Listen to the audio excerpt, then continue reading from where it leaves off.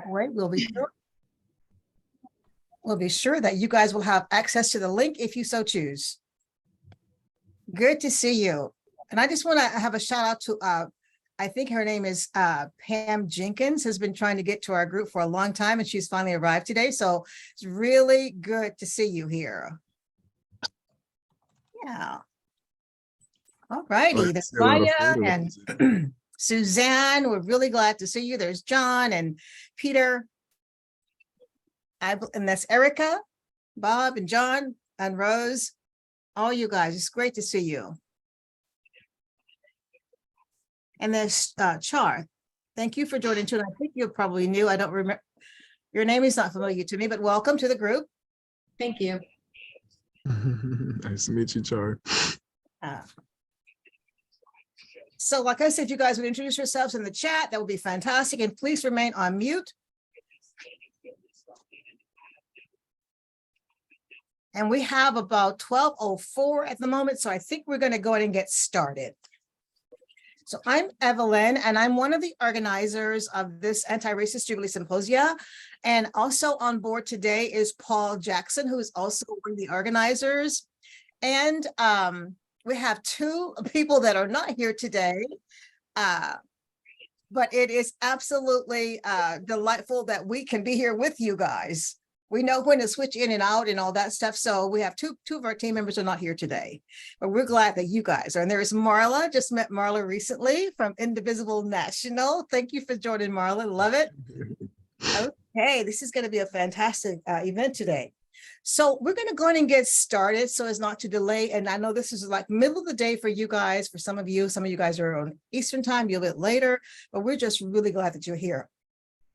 So Paul, if you would now just take it away and we'll just go from there. All right, I will. So we're going to start off with a nice quote that actually I think really represents today and what we are heading into this summer. This is read by Margaret Mead, which is, "Never doubt that a small group of thoughtful, committed citizens can change the world. Indeed, it is only the thing that is ever here and has." This is cultural anthropologist Margaret Mead.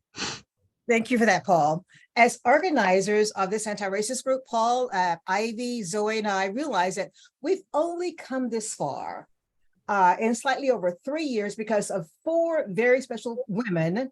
There are more, but these 4 very special women have dedicated their time, their talents, and skills in helping each of us to create change right where we are. And so today, for a few brief but necessary minutes, we're prepared to share words of appreciation to these 4 outstanding, committed women in this group. Yep, and I'm gonna start off with Maja Sandstorm. Just a natural, as we see, dedicated leader, and has done so much for our anti-racist cause. Most notably for such things we have, which in November 2021, she joined Dr. Ivy Tolson from the national branch of the NAACP and shared the real history of the critical race theory. In this moment, we've also had her deep research and incredible informative aspects, just wisdom and information she's been able to share to us has been absolutely phenomenal. In addition to earlier this year, in January and February in particular, she was our facilitator for our book study group, The Light We Carry by Michelle Obama. Maja has been loved and she always will continuously be so. We're super appreciative. So I want to say thank you. Absolutely. And today, Casey can't be with us, but I met her virtually through a Move on Phone Bank initiative in 2019, 2020. She is super special to this group because she attended our very first Anti-Racist Jubilee Symposia, June 19th, 2020.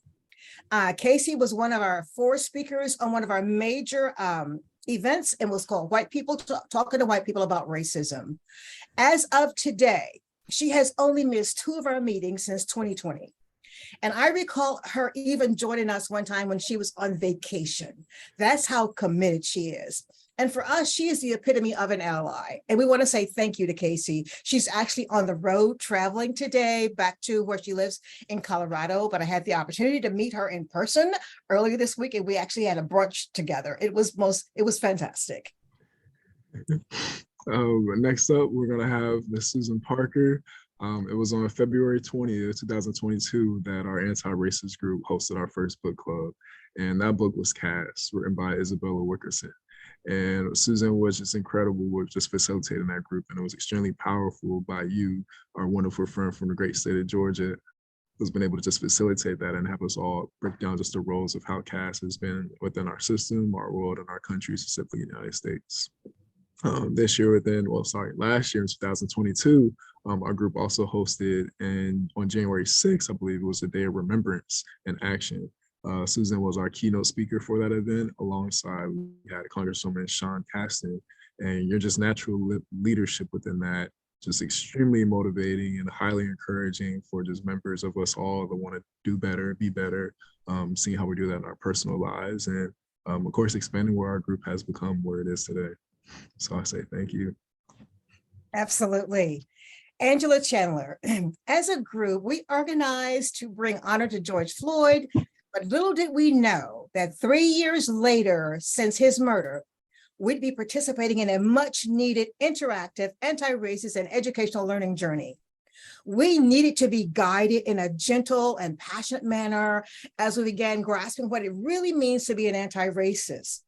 Angela, since September 2022, you have brought a wealth of experience and strategies to this space and the people who join every single month. Thank you so much for sharing your knowledge base, and your background in multicultural organizing with us. Additionally, we are so thankful for your incredible patience and understanding, and for how you gracefully responded to our numerous questions when you presented discussions and interactions on topics such as understanding bias and racism, code switching, conscious and unconscious bias, racial disparities in law enforcement, and as we will see today, defining the cornerstones of diversity, inclusion, and equity and access. And I must say, because of your dedication to our group, we are much better prepared to take action in our areas of profession and begin the processes of creating a much safer and more supportive, caring, and inclusive environment for ourselves and others. So thank you, Angela. And just for the record, she's my cousin. Hello. Always a kid. And what I'm gonna share with next is just be honest, is having just different statements as, you know, a representation and exemplifies each and every woman that we've have mentioned and shared. So I'm gonna start off with the best kind of people are the ones that come into your life and make you see the sun where you once saw the clouds. The people that believe in you so much, you start to believe in you too. The people that love you simply for being you. And the once in a lifetime kind of people. Statements that I personally definitely love and agree that shares a representation that exemplifies each and every woman that we just mentioned. So to Maya, and Casey's not here, to Suzanne and to Angela, we so appreciate all that you have done to make our Anti-Racist Jubilee Symposium succeed. And I would venture to say that we'd likely not be in this position today without you. To show our sincere appreciation, we're asking you, we're compelling you, we're demanding that you become part of our events planning team. You guys have done so much. We need your hands and feet and everything else that's part of you in this as we move forward, because we're not stopping. So, and how is that going to happen? We're going to schedule a Zoom meeting where we can actually come together and confer and get things moving even more progressively. Paul. Let's do it. And without further ado, at this time, we'll hear the words of acceptance from Maya, Suzanne, Angela, and after that, Angela will begin her presentation today. Take it away, Maya. You don't have a choice. You have to accept. We've already had it. It's just the way it's written. I, of course, accept. I mean, this group is so integral in my education of anti-racism, and it's just so wonderful to be a part of a group that is willing to learn and open, and just this has been transformational in my life. And, you know, to your point, anytime I can help in transforming the lives of others, I'm in. So yeah, count me in. I love it. Fantastic. Thank you. Suzanne, our friend from Georgia. Hello, everyone. Thank you so much for honorable recognition. And of course, I'm all in because I do understand that it's boots on the ground. It's working together across racial lines, across ethnicities and religion to help make this country a more tolerant country, to help make the idea, because right now America it's an idea and it hasn't come to fruition, but in order to make it to bring equality and we the people, what we believe in, liberty and freedom, and make all of that true, we're going to have to work together. And in light of everything that's going on in the judicial system with the Supreme Court across America, I really do believe it's going to take all of us. So of course I'm all in, because I believe in trying to build a more equitable America, America that is multicultural and is not afraid of one another. Thank you. Angela. Yes. So yes, I'm all about this topic. I do this for my everyday as part of my job, as much as I can to support the federal government, which in turn supports all of the citizens of the United States. So and of course I'm here presenting because I believe in it. And this is something also that hits very close home to me, which I know I've shared before. So yes, I will accept. Thank you. Thank you. Okay, so all yours, Angela. All right, great. All right, Paul, you have all the acceptance. I'm going to go into share mode now.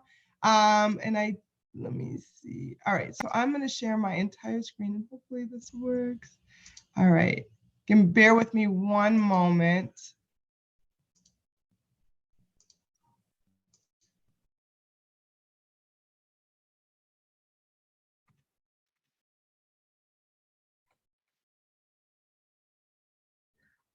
And then you gotta unmute yourself.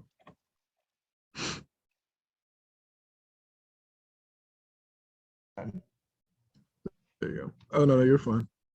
Okay, am I unmuted? Yeah, you had stopped sharing. Okay. Ooh. So can you all hear me now? No? Okay, hold on.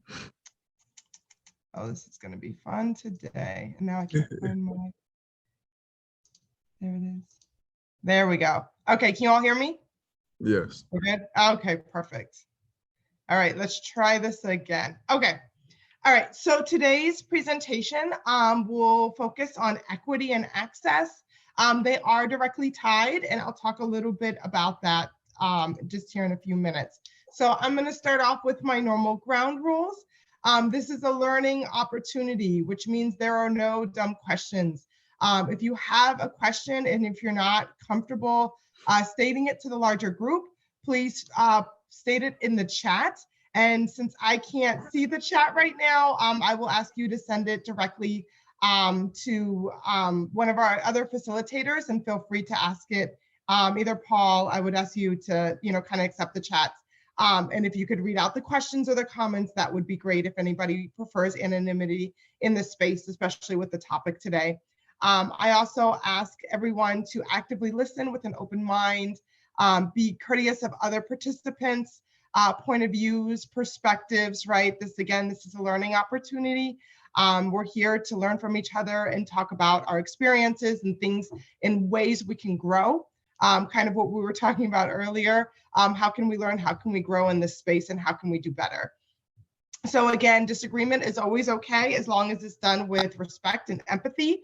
And please, as we're talking through this, please, if you're going to disagree, let it be from a point of fact and not rhetoric or personal opinion, right? So that's where, I always say, disagreements should happen, especially on a topic like this, within fact, as close to it as we can get, because we know there's a lot of rhetoric that happens around these topics.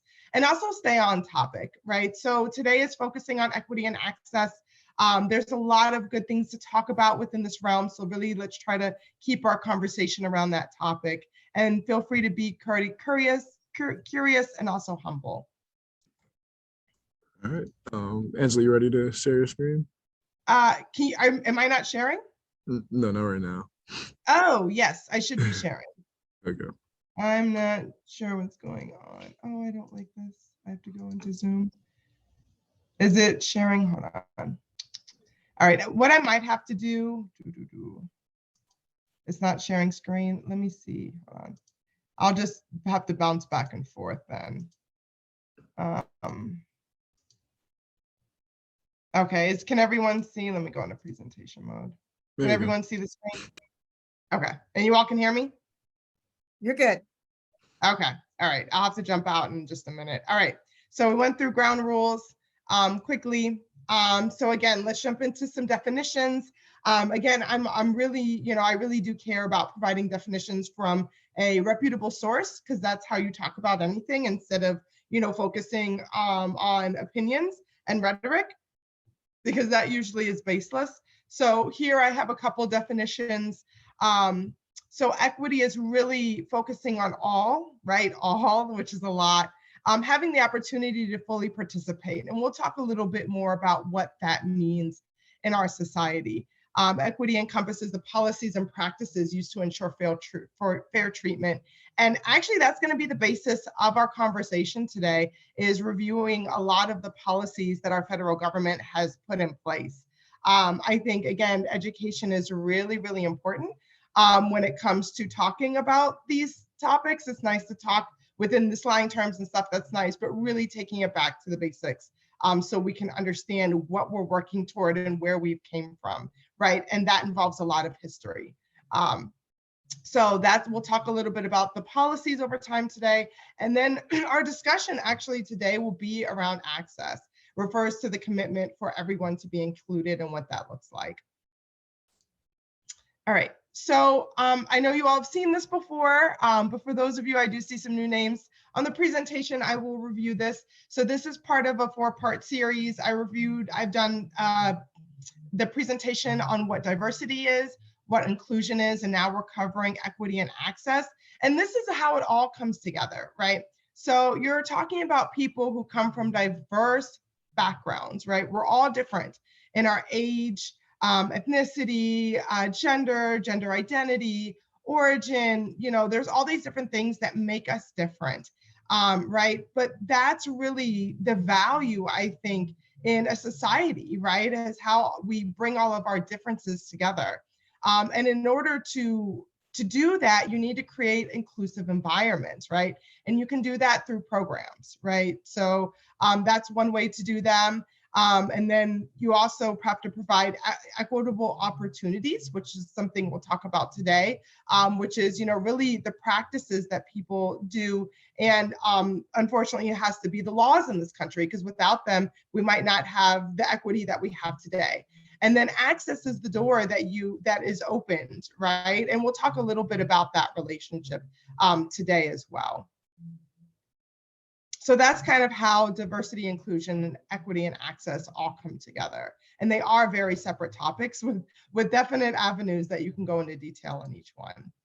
All right, so for today, we're going to focus on equity. And like I said, there's a direct correlation between equity and access. So one of the things that I say is you understand that an opportunity or a business or whatever it is not equitable because your access is denied. Right. So part of our discussion later today, it will be talking about, when have you had your access denied and in what situation did that happen? And we'll talk a little bit about that. But that's how these two are really, correlated. So sometimes your access is supposed to be denied, right? So if you're walking into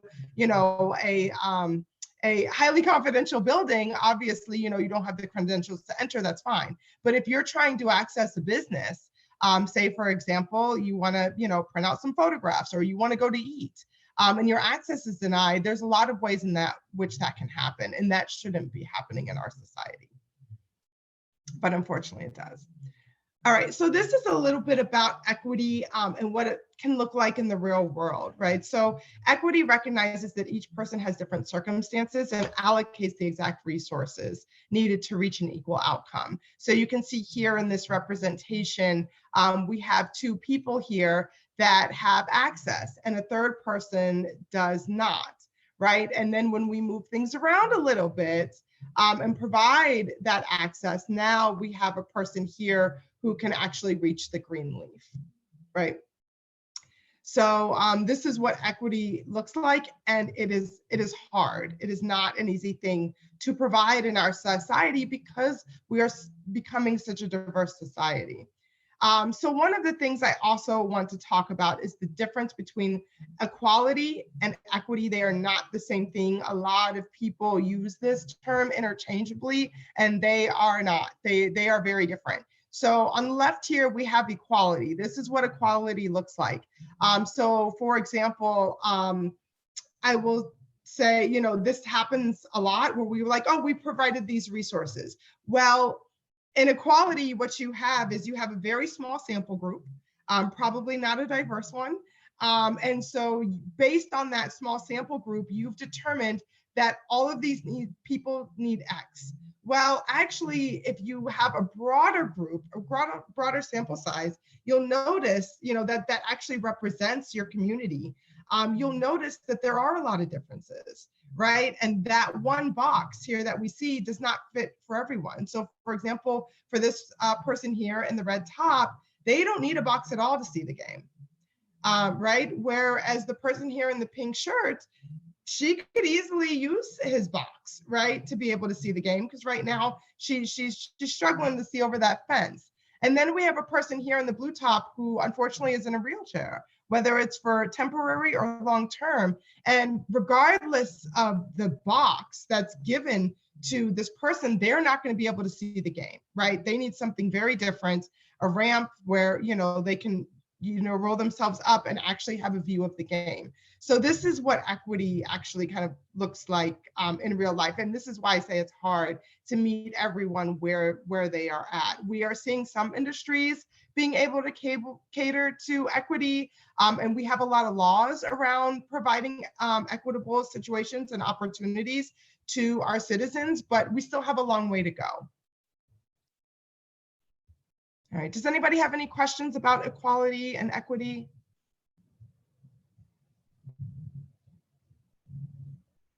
And I'll just assume you guys will come off mute because I can't see you.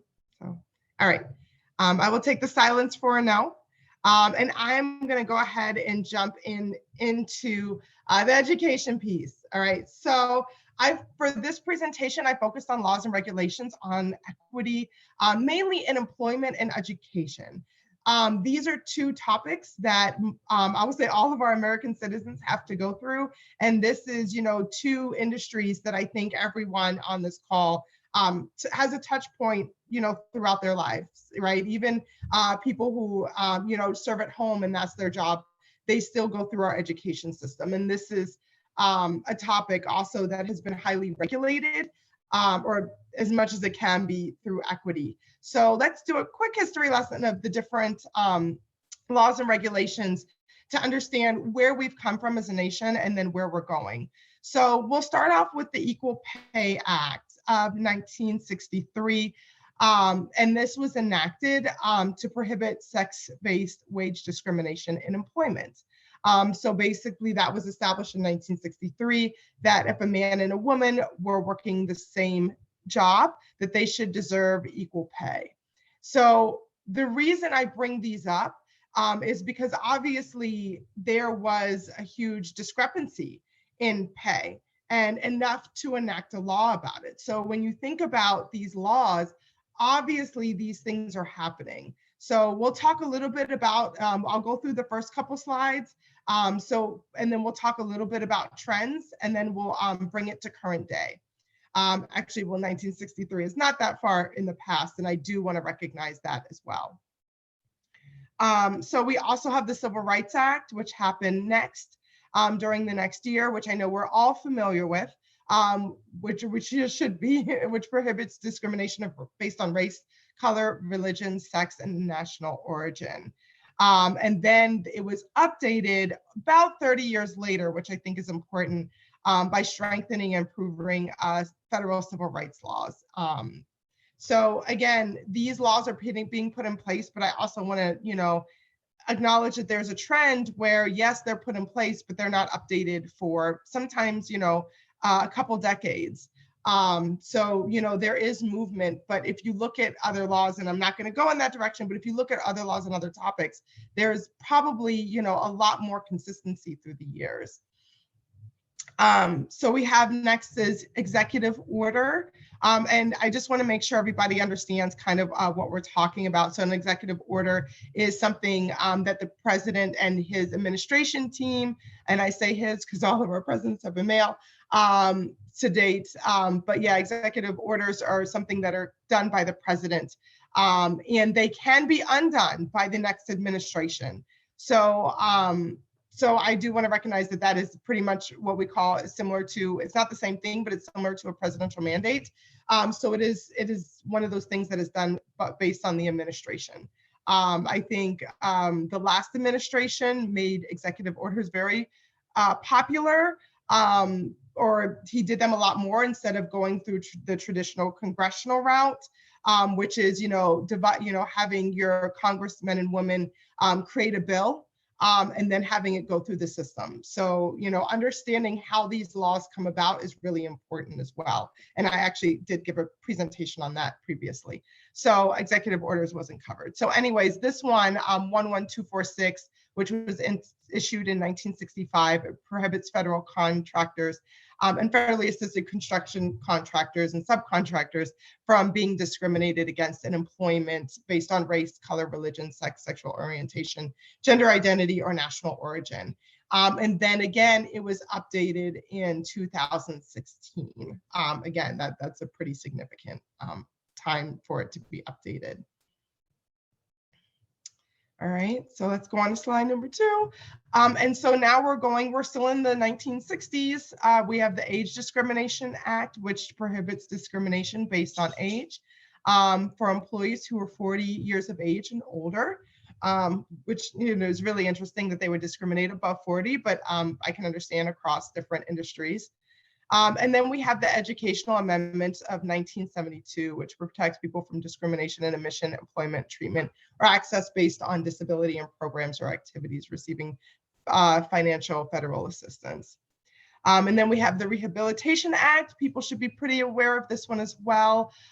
This protects people based on their disability, and disabilities are a wide range. We talked a little bit about this before. This can be physical or mental, and that list of disabilities is growing over time as well. And that was updated in September 2013. Underneath both the Rehab Act and as well as the ADA, which people should be familiar with as well. And if not, I sincerely encourage you to familiarize yourself with these.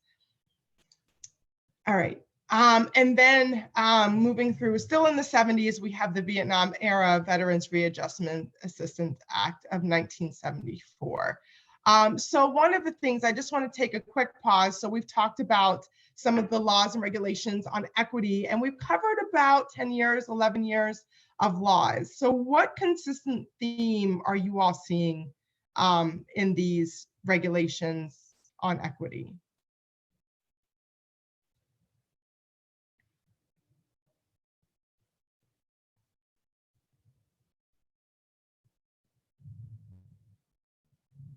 So quiet.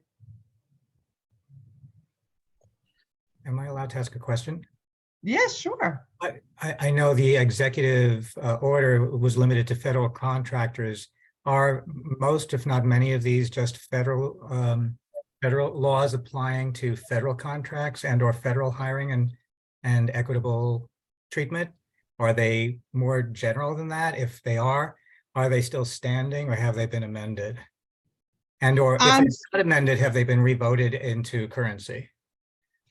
Yeah, so most of these have been amended. I'm showing that here so you can see where there's in September 2010. These are the ones that are active currently. So you can see that some have been amended over time. It takes a few years usually for them to be amended. So all the ones I'm showing you are still currently active. They have not been removed or taken down for any, and some things you can't. It takes a pretty big act through Congress to be able to remove them from the books.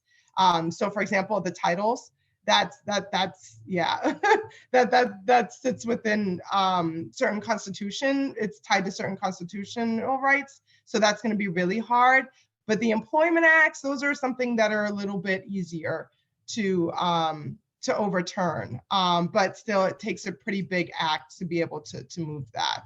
And I'm not sure that even in this day and age that would be overturned. So this one still holds true. The EO issued in 1965, which is pretty, I think surprising. I thought that might have been one that might have been overturned since, but no, it still exists. Well, it seems to me that they're talking about equality versus equity in all of these legislations. And part of it for me is wondering what, with the Supreme Court making decisions that they're making these days, how long even these things are gonna be viable in the future. Yeah, that's a good observation as well. It's supposed to be on equity, but it's more providing that equality, that equal playing ground, or trying to level the playing ground, right?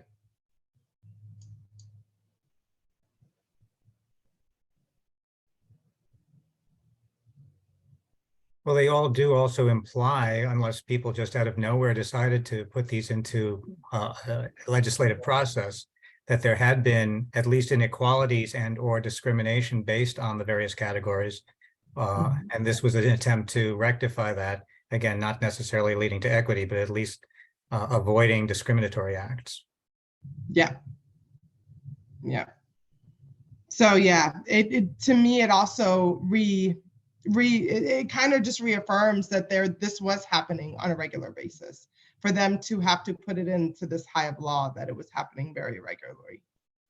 And it still does, and we know that, right? It's just now what can you prove in our justice system? Yeah, it's All what right. can you prove. Yep. All right, so let's jump forward a little bit. The next two slides to bring us into modern day. So we have the Immigration Reform and Control Act. We have the ADA, which was in 1990, again, and then we have FMLA, which was in 1993, right? And then we have the Uniform Service Employment and Reemployment Rights Act of 1994. So we have some pretty substantial things happening in the 90s, which kind of diversifies, right? With ADA and then FMLA.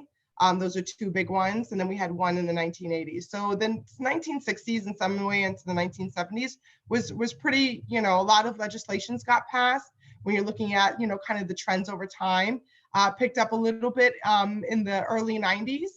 And then what I'm going to do, and just in the interest of time, and so we can, it seems like we have a decent group on today, and get toward discussion, we're going to bring it to current day. So has anyone actually read an executive order? Let me go off. I'm going to stop sharing quick. Come on. Okay. Hopefully that was me. So I'm going to stop sharing really quick just to see you all's faces. Has anyone actually read an executive order or a bill that's gone through Congress?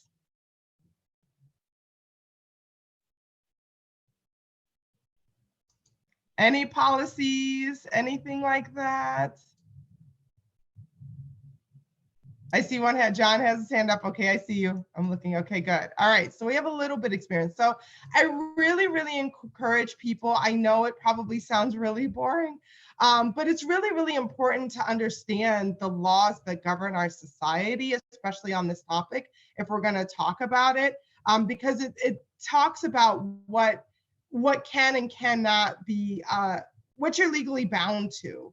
Right. And that's really important. I also say when it comes to electing people, what are you standing for? Right. What policies are you supporting and what are you not supporting? And some politicians make that very evident, others don't. So I'm going to share my screen again. I hope we don't have to go through this. I don't actually need audio for this one. So I'm going to share this one tab. And so this is the newest executive order. It's on diversity and it is within the federal space. I'm not sure who said that, but to your point, it is. But this is kind of the start, is holding, employers, starting with the federal workforce, accountable for diversity, equity, inclusion, and accessibility. So this is something, you know, with our society, it's harder to regulate this on a broader scale. And it's, again, that's be one of those things that requires bipartisan to get these things through. But for a president, they can issue executive orders and, you know, have them pretty much stand the ground. So I'm going to go through this. I think this is a good intro exercise for those on the call, getting familiar with our nation's policies, starting with this one. So I'll go through it slowly. I'm not going to read everything. I think it's just important that we go kind of through the first half as far as wording and just kind of, you know, understand what they're saying.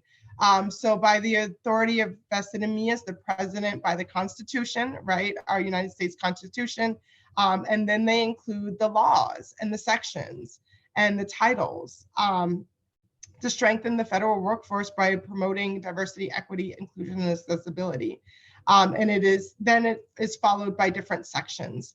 So one is you know, focusing on policy, signing the executive order, advancing racial equality for support, right? So starting off with what's already been done, which established that affirmatively advancing equity, civil rights, racial justice, and equal opportunity is the responsibility of the whole of our government. To further advance equity within the federal government, this order establishes that this is the policy of my administration, so on and so forth. Right, so it kind of opens up with that, referring to other policies. It might be helpful to look at those, you know, because a lot of policies, regulations, they all relate to each other. So understanding that can be can be really helpful as you're going through and trying to understand the laws around diversity, equity, and inclusion that govern our nation. Because this is where it matters, right? So if we're talking about making change, these are the things that we need to see in our system in order to make those changes. This is how you hold our nation or our leaders accountable, is through things like this, and then, you know, going through the court system. So the federal merit system principles includes that the federal government's recruitment policies should endeavor to achieve a workforce from all segments of society, right? So again, going into diversity and then being inclusive in that. All employees and applicants for employment should receive fair and equitable treatment in all aspects of personnel management. So, you know, this again shows accountability. As set forth in executive order, they referred to another executive order, right? And understanding what that looks like to promote diversity and inclusion in the federal workforce. So again, we're talking about multiple executive orders, other laws building on each other, and how do we take this and move forward? So this can be a really good point as we're talking about, you know, events for the future, is how do we take what's already happened in these executive orders and these titles and these acts and move them forward, because this is really how you get to change, is through policy. So I know this may seem like gibberish to a lot of people, but really understanding this is how you make change. You make, you know, is holding the government accountable through its own system, through its own laws. And so one of the things I've talked about is systemic. Racism is systemic. It's built into our system. So how do we negate that, right? Is how do we make, you know, our system more equitable? And you do that by these policies, these laws, so on and so forth. So, so anyways, it continues on. It refers to other executive orders, other PMAs, presidential memorandums, president's management agendas, different types of laws that are in place for our society. And then it goes into section 2 for purposes of this order in the federal context, the served term, and it actually identifies what does underserved communities refer to.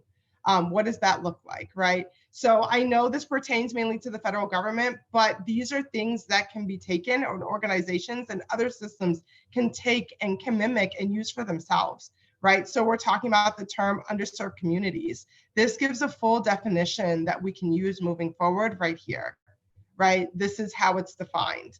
So it's people who have been systemically denied, right? So it's, again, I go into systems, full opportunity to participate in aspects of economic, social, and civic life.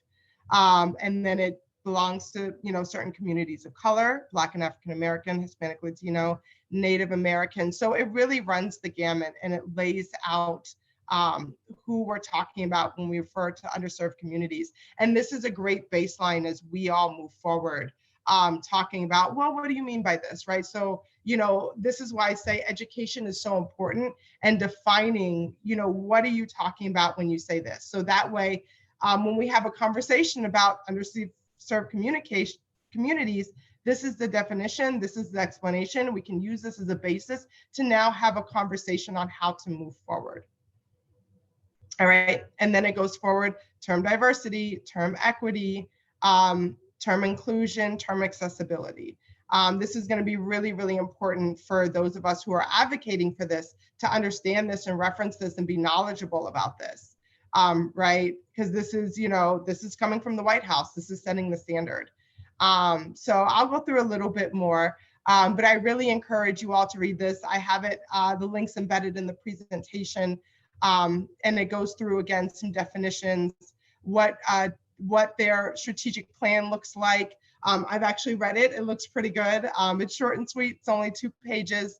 If we could get on a strategic plan for the nation, that would be even better. But I'll leave that one for the leaders in power.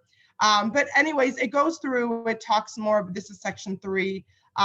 What can be done moving forward? Develop and issue government-wide diversity, inclusion, and accessibility strategic plan. So this is kind of the demands of the federal agencies. So again, this isn't something that's regulated across the board, but, because that would be a little bit of an overstep, at least for our country and how we do things. But, something like this could eventually come down the pike if we can get, all businesses of a certain size to do this. But we're seeing that, right? So instead of mandating this, a lot of organizations are already, replicating this. They're requiring this. Some organizations aren't, right? But some are. So again, it just kind of goes to the responsibilities of the federal government agencies. But that's kind of where it starts, right? Because the federal government does serve, or is supposed to serve, the people. So I just really wanted to share that and get people's eyes in front of it. I think an EO, that's what we call it, executive order, is a good way to start. But really understanding the laws will really give you a point of a kind of a starting point for talking about this. All right, and then I'm going to do another share, and then there's this fact sheet. So I'm going to share this really quick. So this is a fact sheet on the EO, on the same EO I was talking about. And this kind of goes into a little bit more detail on the executive order and what, it provides FAQs, right? Charges, so it's kind of a summary. So if you don't want to go through and read this, a lot of them have fact sheets or debriefs or something like that. And it's just really important to understand who are legally from a legal standpoint in our system. What's been addressed, what has not been addressed, and then what needs to be addressed for us to make progress, right? So that's kind of where our thoughts come to fruition of what's been done, what hasn't been done, and what needs to be done, right? And you can do that through providing, equity in policy. So this kind of just gives a summary of what our federal agencies are expected to do. But these are things, again, other organizations can take and, implement themselves. It doesn't just have to be the federal government, right? It's, this is something that, Microsoft, Google, I'm naming some of the big ones, Apple, all of these organizations can, take this and make this very relevant for their organization.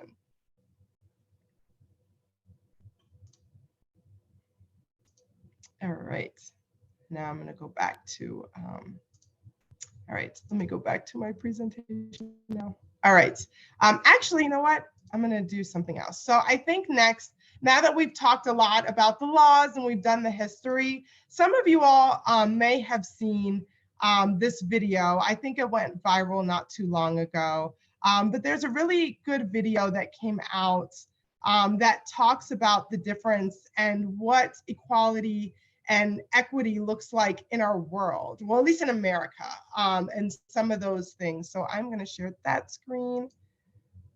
and hopefully it shares, and it's probably going to mute me. Hey, line up. Line up. Everybody line up. We're about to race. Everybody line up. Shoulder to shoulder. Take off your backpacks. Basketball, line up. We're about to race. Hey, we are racing for a $100 bill.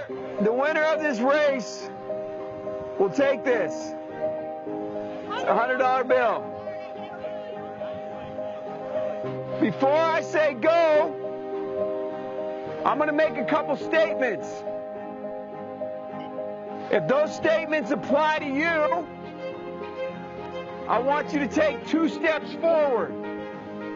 If those statements don't apply to you, I want you to stay right where you're at. Take 2 steps forward if both of your parents are still married. Take 2 steps forward if you grew up with a father figure in the home. Take 2 steps forward if you had access to a private education. Take 2 steps forward if you had access to a free tutor growing up. Take 2 steps forward if you've never had to worry about your cell phone being shut off. Take 2 steps forward if you've never had to help mom or dad with the bills. Take 2 steps forward if it wasn't because of your athletic ability, you don't have to pay for college. Take 2 steps forward if you never wondered where your next meal was going to come from. I want you guys up here in the front just to turn around and look. Every statement I've made has nothing to do with anything any of you have done. Has nothing to do with decisions you've made. Everything I have said has nothing to do with what you've done. We all know these people up here have a better opportunity to win this $100. Does that mean these people back here can't race? No. We would be foolish to not realize we've been given more opportunity. We don't want to recognize that we've been given a head start. But the reality is we have. Now, there's no excuse. They still got to run their race. You still got to run your race. But whoever wins this $100, I think it'd be extremely foolish of you not to utilize that and learn more about somebody else's story. Because the reality is, if this was a fair race and everybody was back on that line, I guarantee you some of these black dudes would smoke all of you. And it's only because you have this big of a head start that you're possibly going to win this race called life. That is a picture of life, ladies and gentlemen. Nothing you've done has put you in the lead that you're in right now. When I say go. All right. All right. So I will stop. I'll stop sharing. I think the point got across, but I think that's what equity looks like in real life. We call it the lottery of life. We are all born into different situations, different families, and it's a lottery, right? Your wealth, your health, race in America, all of those are lotteries. And that's kind of what it looks like. And that's why we have these laws in place to be able to help those who don't get that head start, who don't get to have those 2 steps ahead. I know I've heard and seen that video a couple times, and I would have a decent place in that race. But at the end of the day, I'm not going to be up front. So, I mean, I don't know if you all were counting as it was going along, but every time I listen to that video, I think about how many steps I would be able to take in that race. And how many, where I would fit in compared to everyone else who's in, competing alongside of me. So I have that link in the deck if you all want to use it and reference it. I think it's a really good way to show the inequities across our society. And again, like the narrator said, this is nothing that any person has done or not done. So, all right, I'm going to jump back into the sharing of my screen. Let me get back into my presentation. All right, and of course, it's going to start from the beginning. Sorry for the scrolling. I'm going to scroll forward and pick up where I left off. All right, so that is the slide is what does equity versus equality look like in our reality? And I think that's a pretty good example, and you'll see the link here on YouTube that went around. So let's talk now a little bit about access. And this is, again, how is the door open for those in underserved communities or for everyone in general as the public? So access is really about providing the opportunity to acquire the same information, right? Which is really important when we're talking about education. Engage in the same interactions, right? And this is in the workplace, in everyday life, being able to go enjoy that favorite restaurant of yours or favorite coffee shop or a bookshop, whatever it may be, enjoy the same services, right? The services that are given to us by the federal government or any other service or business out there. As a person without X, right? Whatever that X may be, in an equally effective and equally integrated manner with substantially equivalent ease of use. So, right, so fill in that X. I didn't want to put something in there. I thought, you know, again, we are all diverse people. So think about what that X means for you, right? And I really want us to think about, because this kind of feeds our discussion. And this, I try to make the discussions in a way that we can learn from each other and each other's experiences and understanding, you know, the world, the United States and what we live in, not by the rhetoric that's preached, but what is actually happening, right? So thinking about this situation, I want us to kind of go into some discussion and self-reflection. So again, as we start to share your name, location in the US, and then I have three talking points here that I think can drive discussion. So talk about the inequities you see in your environment. So I see a pretty diverse set of people here, also based on your location and your communities, and then, you know, from where you live, and then also your experiences, right? So, you know, think about a time where you recognize you had access and someone else did not. Or maybe it was the flip side. Maybe you were the one that had access. Why did that happen and how did that happen? You know, understanding why those things happen and then how is it allowed to happen, especially when we have all these laws around equity trying to fulfill those gaps. How is this still happening? Because this will help us understand, you know, if we can pull some common threads on this discussion, okay, well, this is a common factor. This is something that now we can talk about and address.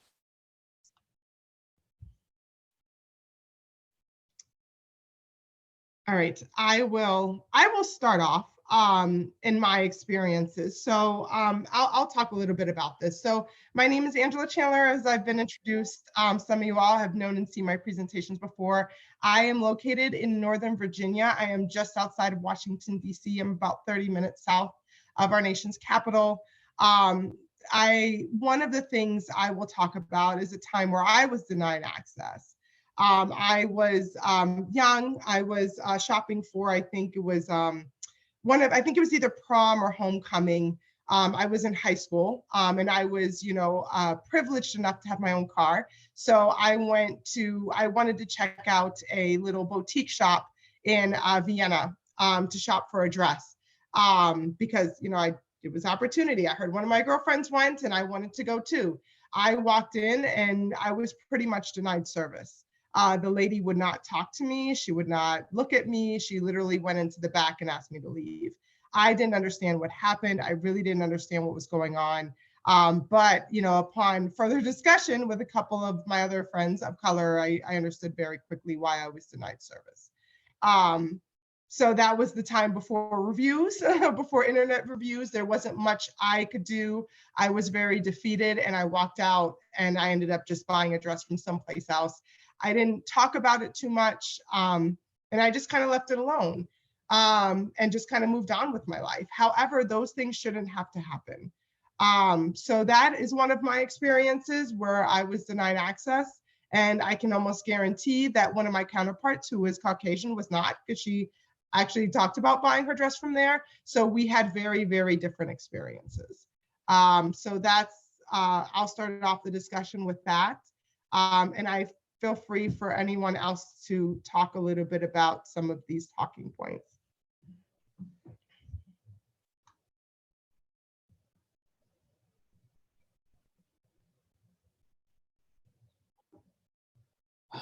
I'll share an experience I had as a freshman in college. I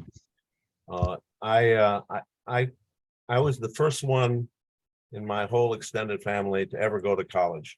My parents knew nothing about college. None of my relatives knew about it. I didn't even think about college till I was in the middle of my senior year, thinking, oh, what am I going to do next year? And so anyway, I applied to college, small college in the Midwest in Illinois. I didn't get a scholarship because my grades were just B's and C's and some A's, but I went to college anyway, and my parents couldn't afford very much. I had to start taking loans right away. My freshman year, I was in engineering school, and I ended up on the honor roll at the end of my freshman year. More than half of my engineering class flunked out, and most of them were actually on scholarships because they came to college with high grades and all that kind of stuff. So I went to my university and I said, I've proven that I can do this, that I succeeded in my first year in engineering school, and I think I deserve a scholarship like the people who flunked out next to me, my roommate and other people. I was told, well, we don't give scholarships for your performance in college. We give it for your performance in high school. I said, that doesn't seem fair. I've passed and exceeded my expectations, which my parents didn't even understand really, on engineering school. And I think I deserve a scholarship. And I said, I'm sorry, we're not doing that for you because we don't do it for anybody else. So I ended up going through an internship kind of thing, where I worked a semester and went back to college for a semester, and I ended up graduating with an advanced degree and did extremely well in spite of the fact that finances were a significant, really big issue for me. I've used that story for every time the university calls me and asks for a donation. I send these college kids who call me, I send them off to try to see if that rule has changed in terms of giving scholarships to students who succeed in college, not in their high school experience. Anyway, I always felt like that was an unreasonable program they had, and it was based on the fact that I came out of a family with no experience at all in any of this kind of higher education stuff. So anyway, that's my personal story. Thank you for sharing. That's a really good one.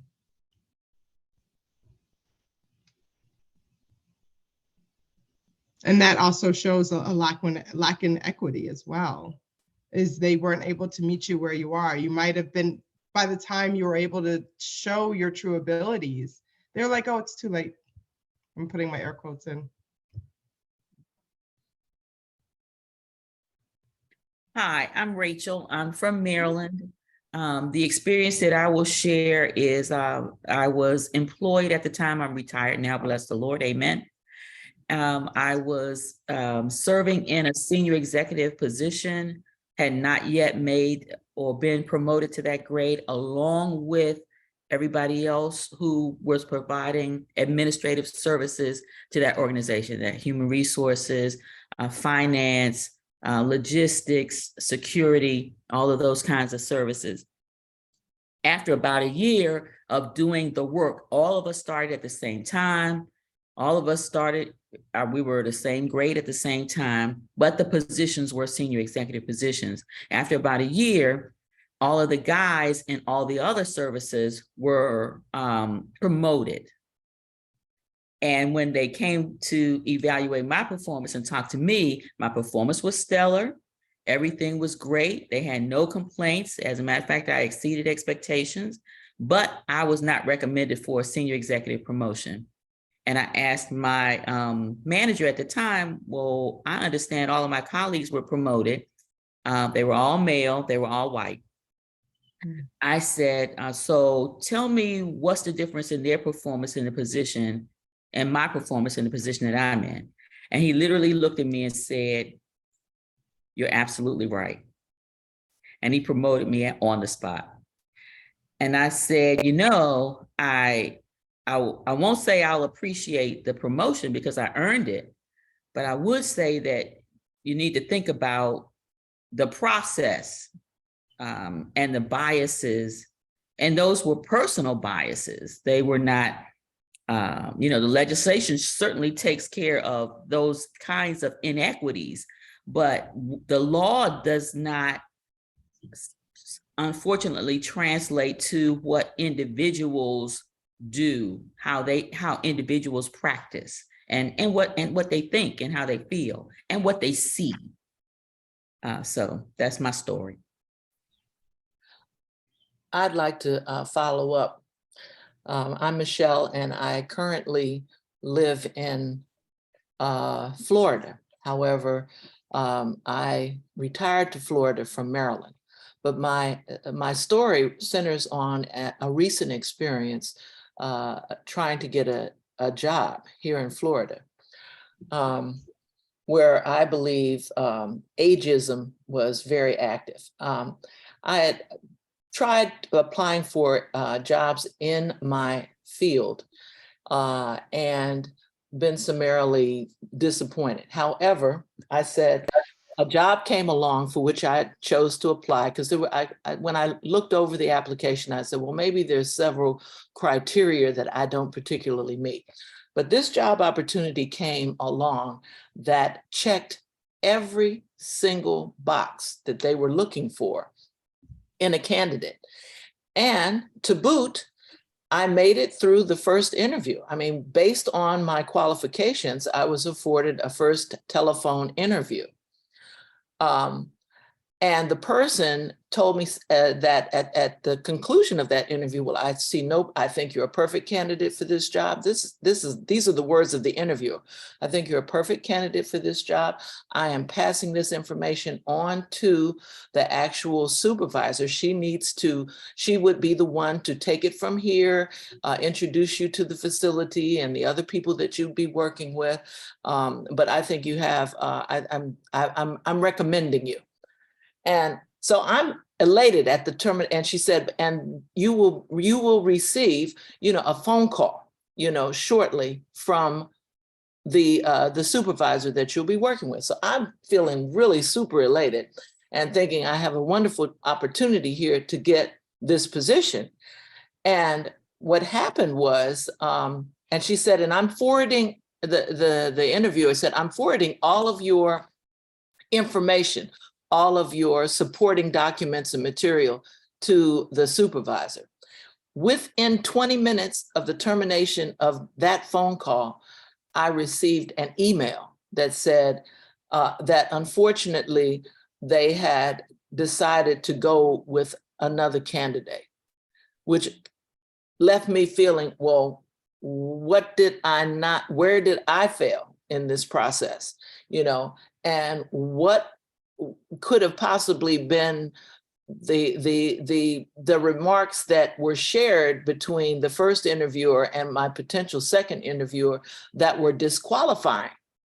And thinking back over my submission documents, the only thing that I could think of is that based on my college graduation date, it was either my age or because my alma mater happens to be the same alma mater of our vice president and an HBCU. And those were the only things that I could come up with that were disqualifying. And as we know, there are laws against ageism. and the kind of discrimination based on my academic background, shall we say, in any case, I felt it left me with a very bad taste in my mouth, and wondering about just how good are the laws that we have on the books, if there are and will continue to be ways in which people will find to skirt those laws and not fully execute the letter of the law.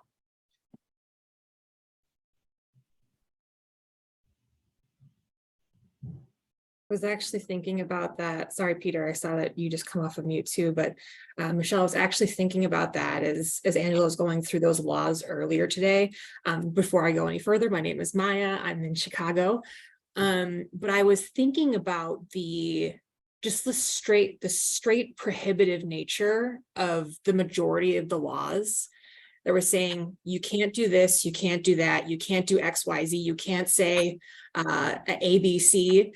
And having worked in talent acquisition and recruiting in that kind of human resource space for about the last decade, I saw so many times, or actually experienced so many times, the exact situation of your interviewer having a great conversation with someone, seeing on my end, well, gosh, they check all of these boxes off. They have all of the skills that this person's looking for. And then to, have them, the hiring manager, let's say, come back to me and say, well, but I don't want to move forward with this person. And maybe they didn't say explicitly, well, I saw their graduation date and they're going to be too old, or I saw, the alma mater that they're coming from, and I don't support those institutions. Of course, they didn't say that, but, anyone worth their salt has been working, in professional situations where they know the words not to say. And they know the words to convey, why maybe they don't want to go with an older candidate, or why they don't want to go with someone from this type of school, and you can't see me right now, but in large quotation marks. So I guess I'm not sure where I'm going with this, but I think what I saw in the executive order was more language about what actions they will take to rectify, instead of just creating this prohibitive culture. And then, like you said, Michelle, just finding ways to skirt the issue instead of giving qualified folks a chance, even if they're concerned, okay, well, this person might be getting towards retirement age, but we want someone who's going to stay here long term. Instead of having that conversation, which I think some of these laws prohibit us from having, right? If we're concerned about that particular issue, but then a hiring manager is not willing to or able to have that conversation with someone because they're worried about having some repercussion, or because they just don't even want to deal with it. I think that I'm just thinking much more clearly about the prohibitive nature of these laws and the way that they're actually being used, instead of, the purpose in opening up opportunities. They are just constricting opportunities for folks. I mean, these stories are so powerful. I've had all the benefits of being in a privileged category, most everything about myself except for one maybe, and that's invisible. And it's just, once you see it, you can't not see it. But it's so hard to talk to folks. Even a best friend of mine, whose son is having a hard time getting a job in a field that he's already excelled in, without them somehow playing this incredible game of seeing each of the stories we just heard as one-offs and not representative of a general tendency, and or question it or suspicious of the information given. The same thing they do not do with white folks who are denied, don't get into a particular school or don't get a particular school job. That's an example, one, of this crazy thing called reverse discrimination or reverse racism, and or two, it's generalized. It's the entire group of white people are being denied this out of these policies that are unfair to white people. And you want to try to explain something, you want to give statistics that they can't use in the opposite direction, and it falls on deaf ears because the wish is father to the fact. This is what they want to believe, and it hurts them personally because somebody they know or in my friend's case, his son, is not getting a job because of compensatory measures, trying to even the playing field. And it's very hard to talk to even my friend without caring about his son, who I've known since he was born, but at the same time, knowing what I know and wanting to find some way to straddle that and help him understand that, look, every mistake that's been made in the last 200 plus years, we're paying for. If only some other generation before us had tried to even it, your son would be getting a fair chance, I guess. But it's so hard. How do you make the case?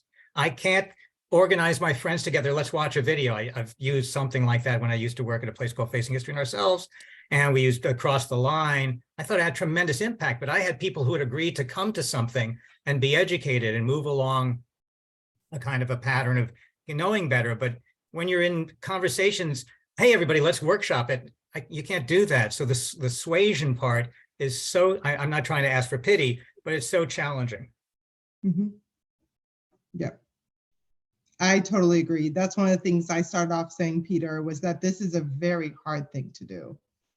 It goes against some of our natural tendencies, right? Kind of what you're talking about. And there's a huge misstep in education to understand why this is happening. And you know what I mean? I think your explanation really kind of talked about it. It's previous generations swept it under the rug, and now it's coming to the forefront. And although this generation may not have had the direct implications to create it, it is what it is. And I think that's really the hard part. That's why I say none of this is easy. And I'm not saying that, you know, it should be, but it is very difficult. And I always preface my presentations with that, because it is true. It's difficult for, you know, regardless of what side, I don't even want to say what side of the coin, but whichever side that you want to agree with, it's difficult. It just is. It's a very difficult topic.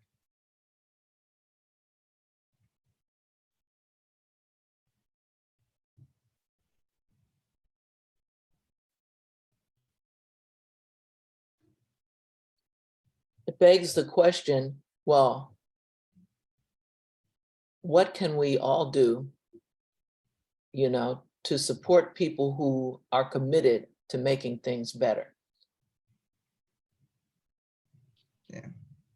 And better has to look good for, to Peter's point, for both sides, you know, and I think, you know, that's, yeah. From a point of inclusion and everybody, Yes. from everybody's perspective and point of view. Another challenge we have is the failure of people discount the future. So I do believe white folks would feel better if they really felt they merited their success. And right now, if they know the truth, they can't feel as good about it because of the way the deck is stacked against so many others in the society. But when is that going to happen? It's not going to happen for their kid. It's going to happen for some future kid. So they'd have to say, look, I'm going to sacrifice now for some future kid. People don't have a habit of doing that. It's a tough ask again. And that's the only way it can happen. The work we would do to make up for the past inequities is not going to necessarily, other than the good feeling, hopefully that has immediately, the true beneficiaries will be in a generation or more ahead of us from the standpoint of white folks. They will find out they feel better in a world that's equitable, I pray, than they do in an inequitable world where they're winning just because they're not intentionally cheating, but they're getting the benefit of cheating. And a system that basically doesn't require racists anymore. I think I'm sorry, I'm sitting outside, so I hope because people were talking inside, so I hope I don't have too much interruption out here. But I've heard some really strong points. To Peter's point, I'm an educator, and I think it's a big injustice to shut down discussion of things of the past. You know, they can't read Roll of Thunder, Hear My Cry. They can't read To Kill a Mockingbird. They're trying to teach history, the Tulsa race riots, without talking about race. They're trying to, in Florida, they have a law where they, about law, but they're teaching Rosa Parks, but they're not allowed to say that she's Black. See, my concern is we cannot continue to suppress the truth. The only way we're going to heal and move forward is to tell the truth. And I think, and that's what that's what concerns me as a teacher. and as is the fact that we want to silence the truth. How can we ever get better? And then we need to see each other's worldview. Everybody's worldview is different, and I think people are afraid of vengeance. I think as teachers, we have to, I tell my Black students, I mean, now my demographics in my school is changing. It used to, it's going to be, I think, predominantly white in another 5 years. It used to be predominantly Black, but now I'm seeing more and more white students because of gentrification. But I tell the students, sometimes Black students try to bring up race to me when I know that they're not doing their best. And I tell them that racism is real. I know, okay, you're not supposed to say that. Racism is real out here. I said, but you're going to have to be excellent so you have something to fight with and something to fight for. You have to demand excellence from yourself. We expect it, but you have to expect it from yourself. So I think that if we have all this silence, then they want people to go along with, it's okay that, that we treat people like this because they ain't earn it anyway. So I think that we have to be able to talk about what's true. But right now, with all these book bans and all these anti-CRT, and by the way, if anybody is ever, Austin from the 1619 Project, and I encourage anybody who has not looked at the 1619 Project, please download it. It is awesome. It has nothing to do with what DeSantis and Abbott and all these rabid school boards across the nation are talking about. So the problem is we have to people have to give their children and the children permission to hear, and the teachers the permission to teach the truth. If we can't teach the truth, then we're never going to move forward, and we'll always feel that one group doesn't have the right to exist or to be. And I think that there's enough good to go around as well as enough evil to go around. So those are just my thoughts. I'm very much with you. We need to be able to discuss it, and we will be better as a multicultural America, but right now we're not even allowed to discuss that. So if I could just echo the 1619 Project, the brilliance of it is it's another narrative, right? They call it a new origin story. And we live and make our choices and see the world based on the narratives we know and live by. And what they've done brilliantly is offer a different narrative about this country's origin and its continuous history and its genius, just for the sake of using a narrative as its media or medium, as opposed to trying to do all the facts. The facts are not going to work as well as a narrative and a personal story will if you want to try to help people move from where they are. They won't move by statistics. Statistics don't move you. They back you up. Movement comes from knowing me knowing you, and definitely from stories, because we learn by stories. Suzanne, you must know that as well. I've been in education for about 40 plus years myself, but I mean, that's the way people learn. They learn through storytelling, at least in many cultures, and including this one, whatever its deficits. Yeah, I mean, our history books, that's true, are stories. I mean, what we teach, all of the books, regardless of what you're reading, is telling it through a story and a narrative. You know what I mean? I randomly picked up a book for, Neil deGrasse Tyson on, astrophysics, and it's still stories. I mean, it's, it doesn't change that fact. But and I agree, in order to make the change, you have to talk in the stories and the narratives, but those stories and narratives should be backed by the stats. I'm a big stats person, but you can't present that. If I got up here and presented a whole bunch of charts, I can do that, but I have to do it in the narrative.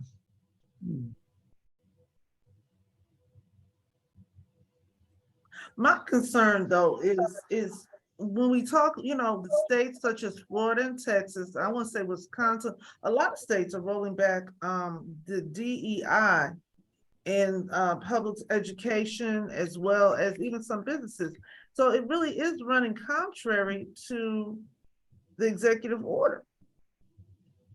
And so that really concerns me too, as we try to move forward in a more equitable America. I mean, so they're really what they're doing is illegal. Am I correct?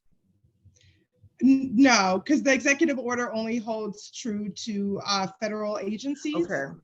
So so there's the delineation when you're talking about laws. There's delineation between You have different rights. I did a presentation on this. So we have different rights. So you have federal right, and then it goes into state, and then you have your local jurisdictions, which is your county, township, depending, city, depending on what state you're in. But yeah, the highest land of the law is the federal law, which is our Constitution. And then everything kind of breaks down on that. And then you also have the Supreme Court, right? That falls under that federal law. When you're looking at the hierarchy of the laws in the US, that's up there as well. And it's just interesting to hear some of the, I will say objective, because I try not to listen to subjective news, the thoughts on the Supreme Court and how they feel like it's, because it's elected by the president, it's out of touch with the rest of America and so on and so forth. Anyways, I know you all might have seen that as well, but that's where the land of the law states. It's, that's where it starts. So I agree with the conversation that we are having regarding, fact and the value of a personal cultural narrative. But I think we need to be very careful about needing fact. We can't say that our independence was not won on a certain date. We can't change that. It was won on a certain date from England anyway. We can't say that the Civil War did not happen just because we don't want to talk about the issues surrounding how it came about. There is a date that it started. There's a period in which it lasted, and there's a date that it ended. So what frightens me, what worries me, is that in too many circles, fact is being pushed aside, and we are accepting the narrative without any fact in it at all as fact. You can't undo stuff that has happened, and you can't undo the impact of history. And if we don't teach the history, then it would seem to me that we're not teaching it for a purpose, for a reason in the first place. And that reason would be to go down the same path that we've been down before, which puts us where we are today. So somehow we have to accept fact. We may not like it. It may not feel good, but it is fact that is the baseline, at least. In agreeing on it is sort of a moot point because it has been proven to be so. So that's the thing that really frightens me about this time that we're living in now. People decide to make their own fact, which is not at all. And then there are so many people who would assume that either because of the person who said it or because it makes them feel better about themselves. I don't know what we do about that, but that's a major issue in our society today. Hey, John, your hand is up. This is not a personal story, but an observation. When you talked about the executive order, my mind immediately swung to the Supreme Court in the Lori Smith case on LGBTQ, that she could deny access in a public business because of her religious beliefs. So does all of a sudden, does that a slippery slope where all of these equity? You know what? Somebody has to give. Let me see. Oh, she got her. So that's my concern coming out of the last 2 weeks decision here out of the Supreme Court, that what's religious equity and states' right, or religious liberty and states' rights, is that going to trump like anything that comes out from an equity standpoint? I mean, it may 100%, but what prevents a person challenging any executive order or prior law on those two bases, given the way the Supreme Court has been ruling.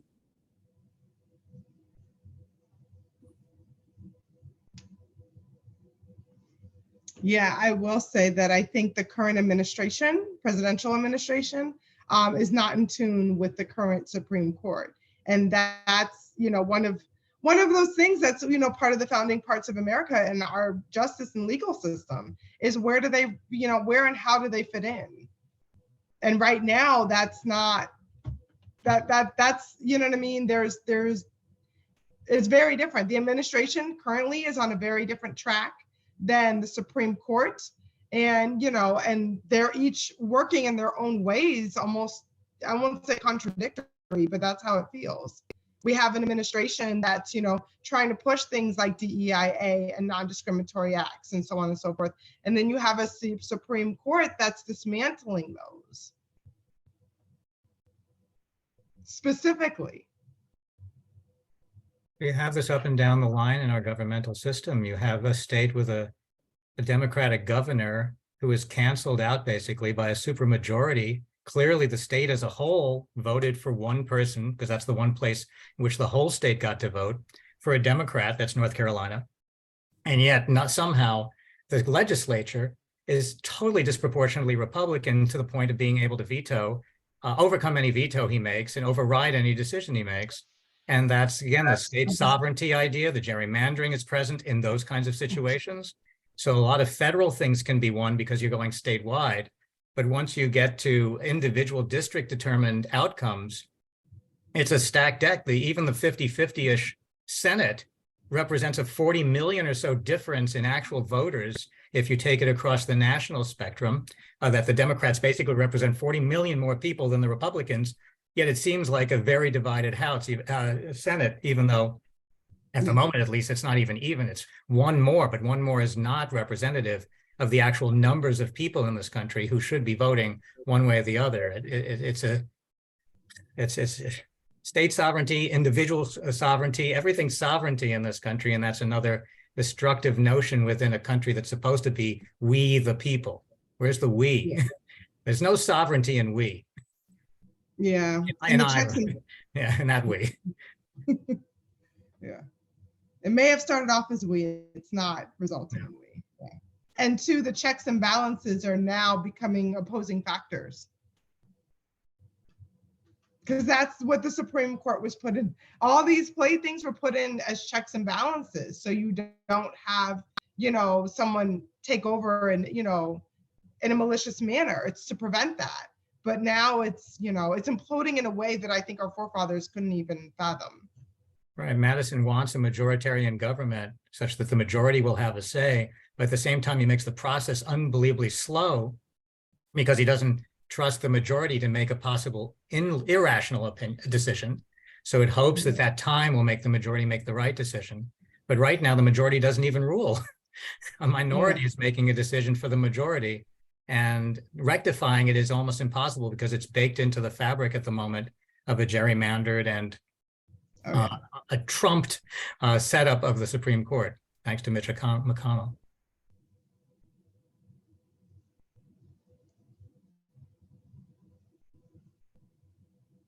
Yeah, that gerrymandering's happening everywhere.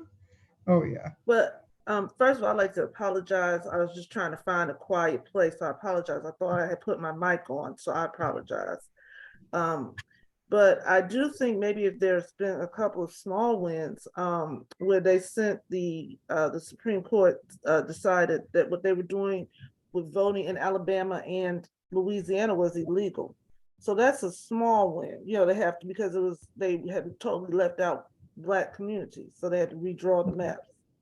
So that's a small win. But going back to, I think it's something Ms. Boyd said about people deciding what fact is, and you can't undo the past. I 110% agree with her. And I like what Ketanji Brown Jackson said when she said, well, just because racism doesn't exist in the law doesn't make it so in life. And I think that is so important, because when I start thinking about literature and history, just because I did not experience the Holocaust does not make it not real. And I think that is a very dangerous place.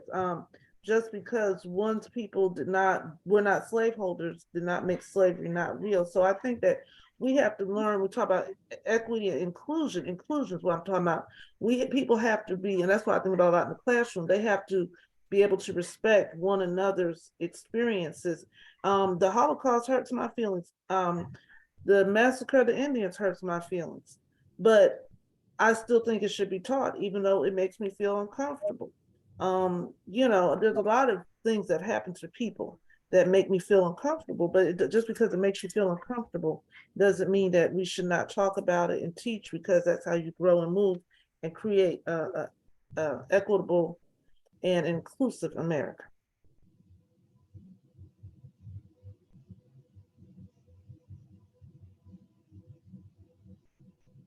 So we've talked about a lot of the problems. Does anybody have any ideas for solutioning?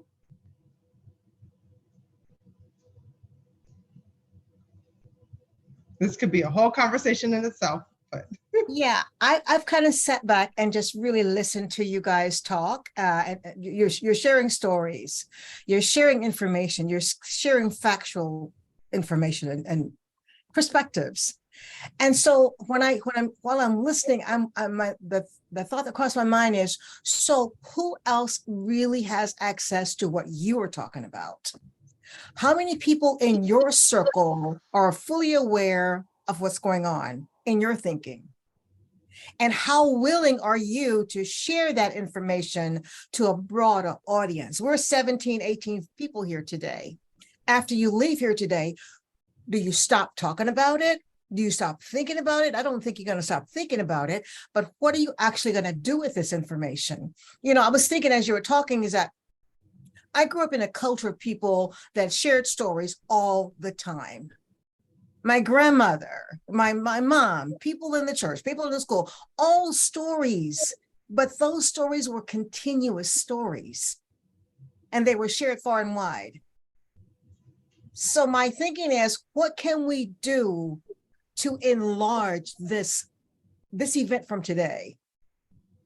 I have a solution. Yeah, some of you have heard about that solution. We're going to start a podcast.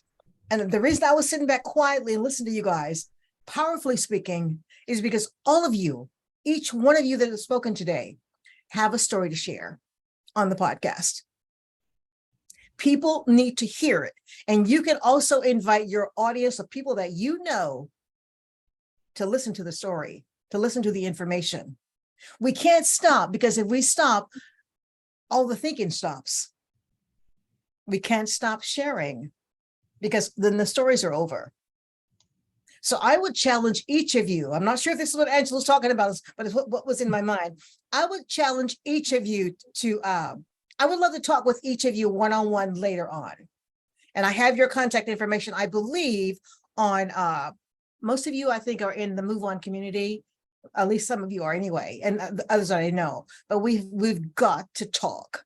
And that's one thing I have been just very kind of sensitive of in our political climate, is that we have ideas and we talk about them within a very small circle of people. Whereas if you look at our opposition, when they have ideas, they go broadly public. We've got to be bold enough to go broadly public with our information. And then maybe the podcast is not the only way to do it, but it's the only thing that's in my mind right now, because I'm definitely going to get it off the ground. But to have you guys on board, and I'm serious, it's just like, we didn't know what was going to happen with this group when we organized, and look at where we are today with these conversations. We didn't organize for this. We organized for 1 month. But we saw the need to go broader, and it's getting better thanks to people like you. So I would challenge you guys, if you have a minute to have a conversation with me, I would love to have that conversation and we can talk more. But thank you so much for sharing your stories and your experiences. They are quite enriching, I would say quite disturbing, because we're in a nation right now that's disturbed and not really focused on helping people overall, but only a segment of society. So we've got to talk about that segment of society that's kind of like been left out. Because if we remain silent, what's going to be done? Not much. So I appreciate you sharing, and Angela, thank you for bringing the platform the way it has been brought today, because like I said earlier, because of things that you have done, topics you brought, this is what's happened to us today in a very positive way. So I appreciate it.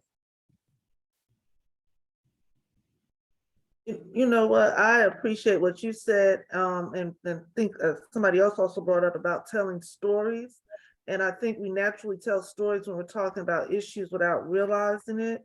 I had a conversation this week with a home advisor. I had to get my air conditioning replaced, and he's a young man, and a young African-American man, late 30s. We just got into talking because he went to school in my school district where I teach. We just got into talking. Somehow I got into voting. And he told me, he said, no, I don't vote. He said, I haven't voted since Obama. He said, because I don't want the government in my life. What I'm saying, so, we kind of went back and forth.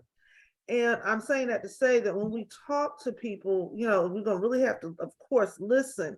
But a lot of people are so, if I don't hear about it, and I see it within my own son, if I don't hear about it, then it doesn't affect me. And I think that's another thing we have to overcome, because that young man, he's only late 30s. He feels that if he doesn't listen, it doesn't bother me, so I don't want to discuss. And I think I told him that's very dangerous. So I think that's something else as we move, talking about society and changing. People have to realize that we're all in this together, whether we turn on the news or not, or whether we pay attention or not. And I said voting is very, very important, because you think because you don't pay attention, he said, ma'am, I don't know a thing you're talking about, any of these politicians and this, that, and the other. And I said, that's very dangerous that you don't know. But I saw where he was coming from. If I don't know, my money's right, I didn't feel the recession, I'm good, I don't need to know. So I'm saying that's something else we're going to have to overcome out here with these stories, which I really do agree, storytelling is the way.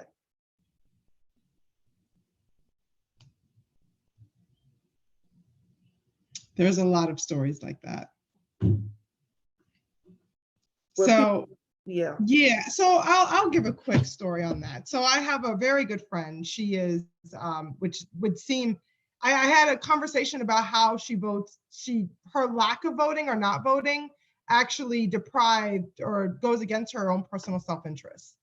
And that is one thing that I use to get, I've gotten a lot of people to vote that normally didn't vote. I experienced this most, I'm sorry to point it out, but I moved to South Florida for about 3 to 4 years. And that's where I experienced the most people who said they didn't vote. And it was mainly people, who I'm like, you realize the system impacts you the most. So one of my girlfriends, who I'm still good friends with today, she's Latina. She had brought her and her generation over, right, from Ecuador. And she was still struggling to get a couple of her, brother and sister and her dad final residency. And I was like, you're a US citizen, why don't you vote? She's like, oh, I don't vote. I don't partake in that, right? It was very much this over here. And I was like, okay, well, you've already put it over there. So let's talk about this over here. Because now once someone does that, it's easier to talk about because we're talking about this thing over here, right? Because once you make it about that person, now they're on defense, right? So now that they've identified it as this thing over here, let's talk about this thing over here and keep it over there. And that actually is a great segue into starting that conversation, because one of the things, I didn't start off with this, but eventually I was like, you really want to get, your dad and your last brother over here, right? And she was like, yeah, I do. But these immigration papers are, causing me such a pain, da, da, da. And I was like, well, your vote matters when it comes to this. The blockages, I was like, who do you think controls our immigration? It's our government. That's who says, this is how many papers you have to fill out. This is what you have to do. This is how many people can come into the country. Who do you think establishes it? It's not us. When we work, for a private, that in time I was working in private industry. I was like, it's not this, it's the government. So you talk about not voting, but your lack of not voting is directly impacting you and your family's existence and ability to come into this country. And like, when I said it like that, she was like, oh my God, I didn't even know. Stories. because I didn't put it to her in a way that was, I was like, well, let's talk about how this affects you. And to the person that you're talking about, oh, my money's right. Well, how do you think your money got right? Because, I'm in a very similar position and I want to keep my money right. I think all of us do, but I can't do that without looking at my local, people in power and what are they doing to ensure that my money stays right? Right? So you want to keep your money right? Well, make sure the politicians want to keep your money right. Because depending on where your money is, those politicians can come in and take it and go. Or, undermine wherever your money is sitting. So anyways, that when I get conversations like that's I'm like, oh, let's have this conversation. So, because I was like, unless you're like a tri-citizen where you're US, I'll just make stuff up, Switzerland and Ghana, those are your residencies, and you're only here for 3 months out of the year, okay, I'll leave you be. But if this is where, your bread and butter is, regardless of where you sit on that caste system, it affects you. Sorry, I just wanted to share that. Okay, keep going. I know we're almost at time. But yeah, I love using those. I love it when people tell me that because I'm like, ooh, let's talk. I think it's also interesting to find out how the system works a lot. And I had a friend who was head of HR at a big communications company, and she said she was tasked and seemed like the company was wanting to go forward, have a more diverse working force. And they wanted it. Sadly, they wanted it because they thought there was more money to be made in diversifying the customer base. That's true. But fine, take whatever you can get if it can help get equity on the table. And so she was tasked to increase the number of marketers or buyers in the cable section of the company. And she set out to try to do that. And then she realized the criteria by which you could hire someone was restricted to finding other people. And she was to look for people of color and women to diversify that force. Well, she looked and she said, there's like 98% of people in the cable buying profession are white. I cannot diversify. The group is so tailored already, it seemed, in a cyclical way or recycling way to white folks. Can I go to newspaper? Can I go to radio and try to look for some hires out of those groups? Luckily, she got a yes, and she was able then to easily come through with an ability to diversify the team. But if the criteria stayed in place, it was going to recycle white folks through that continuously because none of them would also ever have a chance to hire somebody new unless, again, some school started picking up on that and doing some training for people to get into a market that wasn't at all diverse. I mean, you have the same thing in the people who assess properties. Totally white folks assess properties and you get horrific wealth distribution based on that. So you have to look at the criteria. How are these criteria, again, determining who gets hired or not? Even if you want to diversify, you can't unless you upset the criteria. Mm-hmm. Systems, yeah.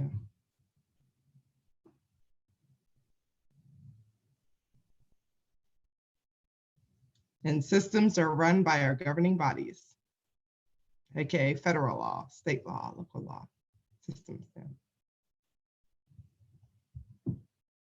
Regulation, policy, all that good stuff. But systems are our compliance, right? We have to interrupt. If we're not willing to interrupt, and again, that could cost you your job, but if you're not willing to interrupt, then the system will continue to do its quote unquote good work. Mm-hmm. You know what? He made me think of a book that I'm in the middle of reading called, it's by T.D. Jakes. He's a minister, but really it's not religious based, but it's really tailored towards this group too, because he made me think about it. Peter did. Disruptive thinking. When you just said it, you said he's talking about thinking about the box, outside the box, making change, moving forward. And sometimes there's a price to be paid. Disruptive thinking, I'm reading that now. And it talks about leadership and that you take a chance. So I think about that. I think about the fact that I was thinking about something else. We talk about race, and I remember my brother, he and I, we're good now, but we just cannot talk politics because we are so different. I'm definitely at one end, he's totally on the other end. And one thing he said to me when I was talking about the concerns of the people and equity and what we have, he said, well, why do you feel this way? You know, why are you against? And he just said, why are you against Trump? He said, don't say that you're a victim. And I took that, I was really taken back because I'm like, what do you mean a victim? Don't say you're a victim. He's much younger than I am. So we're also talking about, you know, 55 I am versus 39. So, you know, he and I came up very differently. But I was very offended when he said to me, don't say that you're a victim. I said, I never thought of myself as a victim. But I do think that if I stand up for the marginalized, I stand up for the concerned, that does not make me a victim. It means that I'm just concerned because I see my fate tied in everyone else's. So I think so when you start talking about those conversations, those are words that would be thrown at you, victim. That was just one word that people use when they don't want to diversify and they don't want people to have equity or inclusion. And I guess I was very thrown off because, you know, you should care about inclusivity and equity and fairness and decency.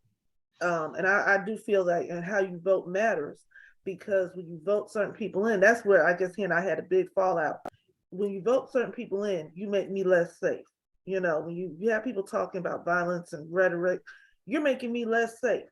And when I got to go out here and meet these streets every day, you know, my family got to go out here and meet these streets. You're able to work from home, and then you talk very conservatively. We have to think about who we're impacting. So right now, we you know, we're getting along, but we just cannot have those conversations beyond how are the children. You know, how is your family? How my family? Other than that, we can't talk about anything because we are so opposed. So I think, you know, so you talk about talking about it within your family, even within my own family, we just cannot talk about it. You know, when my sister-in-law tells me, I love her, we get along well. But she says to me, she's also very young, you know, young as he is. I agree with Marjorie Taylor Greene and some stuff she says. And I'm looking like, oh my gosh. So I'm saying, you know, those are hurdles that some of us, I know I do, have that I'm looking at now. I just say, you know, we're gonna love each other. We just gonna vote differently. We're gonna have to think differently, because for me, the things you all are saying, the way y'all are voting, is gonna make me less safe, and me and mine less safe. You know, so those are things that come up as well. Yeah, so Suzanne, I'm gonna chime in on that, and this is something I learned a long time ago, because, you know, obviously where I live, it's, you know, we're not politically charged, but a lot of us, you know, support the government, different aspects of it. And one of the things that I noticed, and I have family that does this too, when they talk about politics, I'm like, I don't understand what you're talking about. And and they're like, oh, you live in DC. And I'm like, that's the point. When most people talk about politics, they talk about it within terms of like how you're talking about it. And actually, there's a whole history, maybe this is a different presentation, of the politics and what they stand for in our country based on policy, right? Because policy. And the way people talk about politics is based on feeling. It's actually not rooted in fact. So one of the things I say earlier when we get into these topics, I refuse to have a conversation unless you can tell me the policy. So whoever your favorite administration is, for whatever reason, right? I don't care who it is. Tell me the policies and the bills that they passed and how it positively impacts you. Unless we can have that conversation, we're not having the conversation. Because to me, what you're going to talk about is your opinions and your rhetoric. And excuse my, I don't give two S's about that. What I care about are the laws and the politics that these administrations are putting into place and how those impact me. That is the politics. That is the discussion. Anything else is null and void. You can say ex-presidents put in policies that negatively impacted people of color. You can say that. There is data to back that. I can tell it to you, but I think it's really important for you to research and understand that and make your own conclusions based on the data that's there. Research it, understand it. There are policies, there are amendments, there's everything that these politicians put into place, but the news doesn't talk about that. They're too busy reporting on Kim Kardashian or, you know, the newest shooting, unfortunately, that ties into politics and laws, but we won't talk about, right? So that's why I spent this time today talking about the policies. That's the foundation of our political system, is the policies, the laws, the regulations that they put in point. If we're not talking about that, and if you can't talk about that, then we're not talking about politics, because that is the only way I will engage that conversation. So my question then is, if policies and laws and regulations are the foundation upon which we live in this society, why then are they not written or at least published in a way where the common citizen can understand them? So they are published, and they are very actually easy to find. The problem is we are not told where to go find them. So that's kind of why I took today to go onto the White House page, because all of their EOs are right there. You can Google all of the bills. They're publicly available. However, they are written by people who have postgraduate degrees, who usually have a master's or doctorate degree. So I hear you, and because I know I work in health equity as well, is that the average reading age is, we try to, when we're doing health comms, we usually aim about an 8th grade reading level. So, again. So that's the point. Certainly they're Yeah. out there somewhere for people to read and understand, who can understand them. But if we understand across the board that the common reading level is 8th grade, then why are those policies, which are important to every single one of us, not written at a level, or at least accessible at a level for the common reader? Otherwise, what's the purpose? They're not accessible to me if I can hold it in my hand, but I can't understand what it says. They are. You got to hunt for it. That's why today I presented the fact sheet, because that puts it into more layman's terms, and it takes away that policy speak. So I have both of those links in the presentation, but they usually are accompanied by a synopsis, or there's a term for it. I forgot what it is, but they are usually accompanied by that. So are the fact sheets at an 8th grade reading level? Probably closer to 12th, but yeah. So yeah, I mean, we can look at the fact sheet. Sorry. No, I'm actually seeing a way forward with your call to action, especially within this realm, right? So if folks like us who have the comprehension, who can go through the executive orders and make 8th grade reading level bullet points. And I actually see this on Twitter quite a bit, right? Someone shares an executive order, or they share a new bill, and they actually put in checkmark bullet points exactly what's being said, maybe not in depth like we were going through today. But, I think that is something that this group could actually do, right? We could read things and then try to make it more digestible to other folks, to get them over that emotional hurdle that we all come at these conversations with. I think I heard so many folks give examples of the start of that conversation was emotionally driven. Well, I don't vote because it doesn't affect me personally. I'm not going to go forward with this because I've had this personal experience, and I'm not looking at the broader picture. But if we can make these things that are actually affecting folks more digestible, that's something that we can actually do and change the narrative. Mm-hmm. Yeah. I think we have to find ways also to generate the interest, because so many of us are siloed and disillusioned, or just plain apathetic. So, I mean, before we can even get people to read at the 8th or 12th grade level, we have to help them find the motivation and see it in their interest to inform and educate themselves. And right now, there are a lot of people who, you say policy, you say politics, and they're running in the other direction because it is such mass confusion. Mm-hmm. And people, there's a certain amount of fear involved. There's a certain amount of, I think,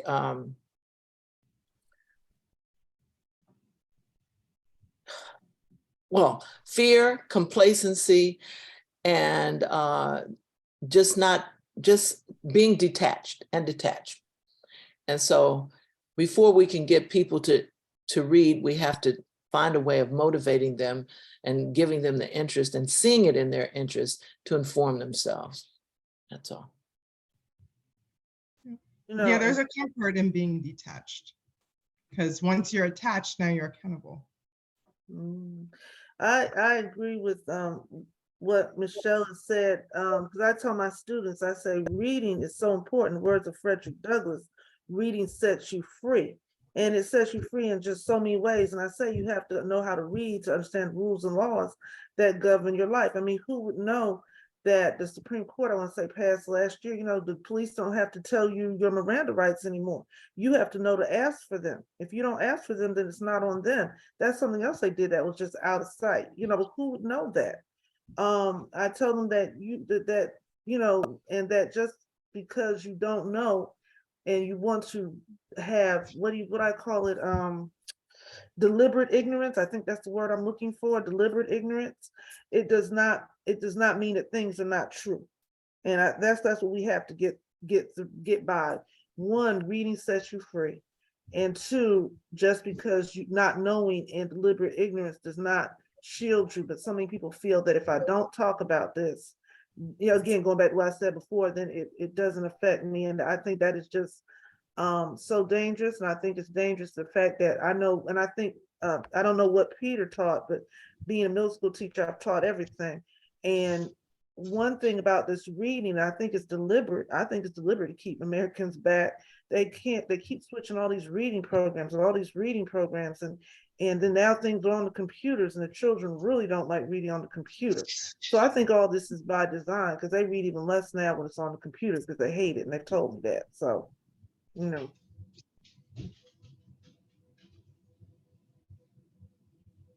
There's a lot of things in by design. Yeah. Well, it's kind of difficult to know where to stop. We're at that hour, it's almost 2:00, and don't want to keep you guys on a Sunday afternoon, but really appreciate everything that's taken place today. This has been probably one of the best events we've had on this kind of topic. So just really appreciate you guys hanging and the time you've invested in being here today. And Angela, you know, hats off to you. You know how I feel about your presentations. Just really, this has been so enriching. It's troubling a bit, actually, if truth be told. There's so much work to be done. But I am too optimistic to not think that we can't do it. You know, and it's not going to be anything that's going to be done overnight, over the next year, but it's something like we have to continue doing. So thank you guys so much for being on board. And I will be contacting everybody that's here. I think I have most of your contact information. I'm very serious about this, you know. We've got to get the conversations out there. Talking about reading, you know, I'm an elementary school retired teacher too, and I know the importance of teaching kids to read. And we do that before they get to high school and middle school and all that stuff, you know. So if that's an issue, what can we do to resolve that right where we are? You guys are all over the nation today. That's a discussion we're going to have. What do we do? Start with those small pockets of students, adults that can't read or don't know. And when you were talking, Michelle, the word that came to my mind when you were talking is that people, if it's too difficult, they become apathetic. We got to break through the apathy, you know, and it's going to take all of us to do that. And do I know how it's going to be done? No, but we're going to get together and we're going to brainstorm some ideas and put some more events and trainings into action for this group. And you guys have a realm of friends. You invite your friends in. We, you know, I can see us. What I'm visualizing is that just from this incredible spark of information today, we need to have breakout rooms to where we're just talking and talking and talking. And Angela is going to give us all these prompts to talk through, and we're going to have solution-based stuff when we come back together.